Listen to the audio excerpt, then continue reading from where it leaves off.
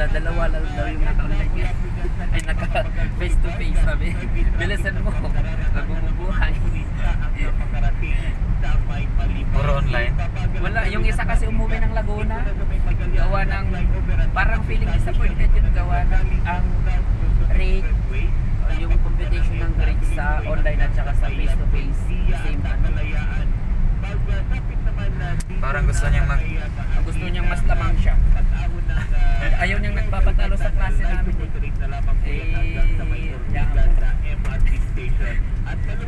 Halatang halata ni Ma'am. Nagpapasikat. Nung nag-quiz kami ng 1 to 20, nagkagulo-gulo ako dun sa vowels. Ako talaga tatlong nakuha ko. Itong si Louie, nakakuha siya na 14 or 15 yata ni Jmar, tapos 14 sa red. Na ano yun eh, parang gusto niyang angatan si wala siyang magawa eh, mas magaling sa number si Jmar eh.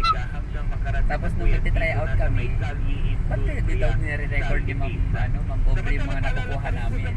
Eh kung magre-record yun, mas malayo nung mas mataas yung nakukuha namin. Tapos nung last na try out namin, siya naman yung kagulo-gulo ng mga sagot kasi nasa grammar kami. Sabi niya, ay okay lang daw na hindi i-record.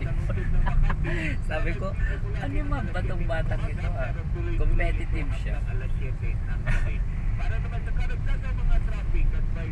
So, inaantay ko yung link niya. 5 minutes pa.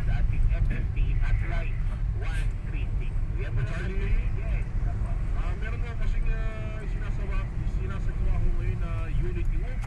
May bahagi po yun ng Quezon City. May magmamarcha raw sila mula dun sa may bahagi ng Quezon City, sa Mabuhay Rotonda, hanggang sa Fresh graduate kasi yun ng Sa mga reseta may namurador ho tayo mga traffic.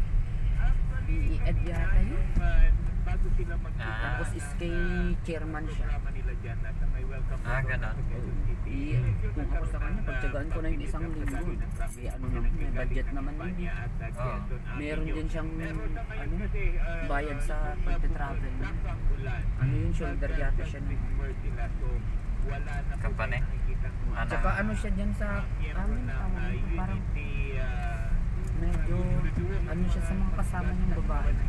Kasi dati sinasabi namin na maki-join ka na lang sa amin, sabi ko, para mas marami kami, mas makakatipid pa ganun sa Ambagan. Hindi siya sumama sa amin sa kainan sa labas nila kasi first time nang dumating. Pagka ano na